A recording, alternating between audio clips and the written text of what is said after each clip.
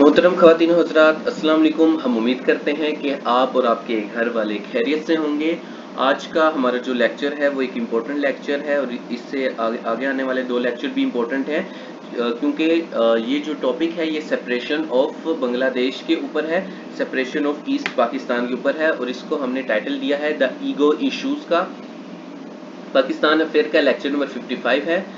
और मुल्क का सदर बनने के बाद याह्या खान ने मुल्क भर में आम इंतखाबात यानी इलेक्शन करवाने का ऐलान कर दिया था। इसी मकसद के लिए उन्होंने 3 अफराद पर मुश्तमिल इलेक्शन कमीशन भी बनाया था ताकि मुल्क में शफाफ इलेक्शन हो सके। ये कमीशन जस्टिस अब्दुस्तार की सरबराही में काम कर रहा था।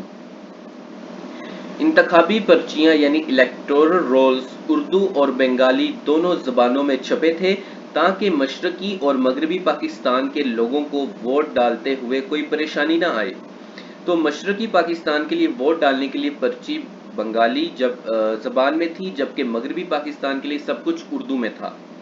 5 अक्टूबर 1970 को यानी कि 5 ऑफ अक्टूबर 1970 को वफाकी असम्बली के लिए इलेक्शन होना था, और जो सूबाई असम्बली है उसके लिए इलेक्शन बाद में होना था। उसकी तारीख 19 अक्टूबर कर दी गई थी। तो 19 अक्टूबर को सूबाई असम्बली के जो इंतखाबात थे उसका ऐलान किया गया था, मगर सूबाई असम्बली के इंतखाबात दिसंबर तक के लिए मुलतवी कर दिए गए थे क्योंकि मानसून बारिशों की वजह से सैलाब आया हुआ था और इलेक्शन सूबाई असम्बलियों के लिए फिर दिसंबर में शिफ्ट कर दिए गए थे। मशरकी पाकिस्तान में समुद्री तूफान की वजह से जो चंद सीट्स थी उनके इलेक्शन मुलतवी किए गए थे, और अगर हम सेंट्रल सीट्स की बात करें तो 9 सीट्स ऐसी थी जो कि मुलतवी की गई थी, उनका इलेक्शन बाद में करवाना था, और 18 सूबाई सीटें ऐसी थी जिनका इलेक्शन बाद में करवाने का ऐलान किया गया था क्योंकि मशरकी पाकिस्तान कुदरती आफात की जद में था। मोहतरम ख़वातीन और हज़रात, 1 जनवरी 1970 को ये ऐलान किया गया था कि तमाम पॉलिटिकल पार्टीज जो हैं वो अपनी कैंपेन स्टार्ट करेंगी, और उन्होंने अपनी कैंपेन स्टार्ट कर दी थी ताकि वो अच्छे तरीके से इलेक्शन में हिस्सा ले सकें। और जो पॉलिटिकल पार्टीज थी उनकी 2 बुनियादी टाइप्स थी, वो बुनियादी तौर पे 2 किस्म के नज़रियात रखनी थी, एक मजहबी और दूसरी सेकुलर थी। मजहबी रुझान रखने वाली जमातों में कन्वेंशन मुस्लिम लीग थी, कयूम मुस्लिम लीग थी, पाकिस्तान मुस्लिम लीग थी, पाकिस्तान जमहूरिया पार्टी यानी पाकिस्तान डेमोक्रेटिक पार्टी थी, जमीयत उलमाए इस्लाम थी, जमीयत उलमाए पाकिस्तान थी, जमात इस्लामी वगैरह शामिल थी जो कि मुल्क में इस्लामी निज़ाम चाहती थी, और इनका नारा भी इस्लामी निज़ाम ही था। कुछ पॉइंट्स के अलावा इनके नज़रियात आपस में काफ़ी मिलते थे।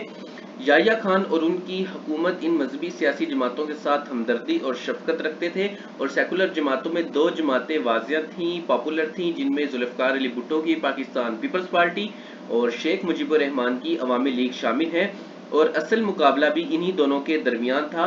भुट्टो और शेख दोनों की मकबूलियत बहुत ज़्यादा थी, दोनों बहुत पॉपुलर थे, मगर एक मसला था कि शेख सिर्फ मशरकी पाकिस्तान के हीरो थे और भुट्टो सिर्फ मगरबी पाकिस्तान के हीरो थे, और इस तरह से एक पैराडॉक्स क्रिएट हो चुका था जिसने आखिर में जाकर पाकिस्तान को ऐसा जख्म दिया जो आज भी ताज़ा है। मशरकी पाकिस्तान में स्टूडेंट लीग ने अवामी लीग के लिए बहुत ज़्यादा काम किया था, और शेख मुजीबुर रहमान के 6 पॉइंट्स की शोहरत और मकबूलियत थी कि ये 6 पॉइंट्स स्टूडेंट्स में बहुत ज़्यादा आम थे और वो उनको बहुत ज़्यादा इफ़ेक्ट करते थे, और उनके लिए एक उम्मीद रखते थे कि एक नौजवान को तालीम के बाद नौकरी चाहिए होती है, तो वो शेख को सपोर्ट कर रहे थे कि जैसे ही मशरकी पाकिस्तान को ज़्यादा से ज़्यादा खुद मुख्तारी मिलेगी और वो तरक्की करेगा तो नौजवानों को रोज़गार मिलेगा। इसके अलावा जो मशरकी पाकिस्तान के नौजवान हैं उनको आर्मी में भी ज़्यादा से ज़्यादा मौके मिलेंगे। अवामी लीग जागीरदार और ज़मींदार निज़ाम के खिलाफ बात कर रही थी, और ये नारे बहुत ही मकबूल हो रहे थे। दूसरी तरफ मगरबी पाकिस्तान में पंजाब और सिंध की अवाम इस्लामी सोशलिज्म की तरफ देख रही थी।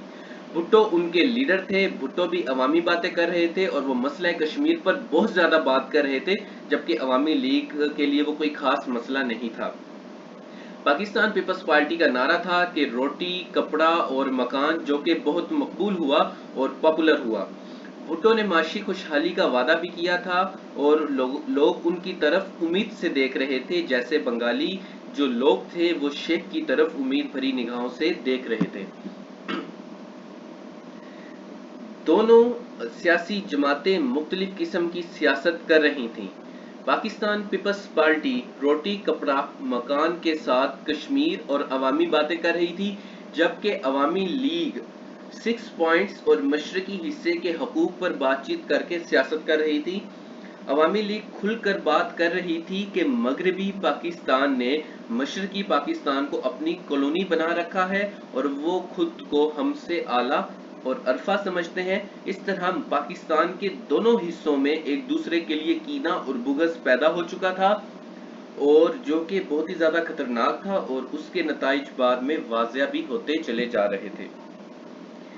جیسے کہ ہم آپ کو لیگل فریم ورک 1970 والے لیکچر میں پڑھا چکے ہیں کہ ملک میں سینٹر یعنی کہ وفاق میں کل 313 سیٹس ہونا تھیں، جن میں سے 169 سیٹس مشرقی پاکستان کے لیے تھیں، صوبہ بنگال کے لیے تھیں، اور مغربی پاکستان میں پنجاب کے سے 85 لوگوں نے آنا تھا، سندھ کے لیے 28 سیٹس تھیں، صوبہ سرحد یعنی کہ خیبر پختونخوا کے لیے 19 سیٹس تھیں، بلوچستان کے لیے 7 سیٹس تھیں، اور باقی لوگ قبائلی علاقوں سے آنے تھے۔ تو الیکشن اچھے طریقے سے ہوئے، اور جو لوگ ووٹ ڈالنے کی اہلیت رکھتے تھے ان میں سے 60% لوگوں نے ووٹ ڈالا تھا۔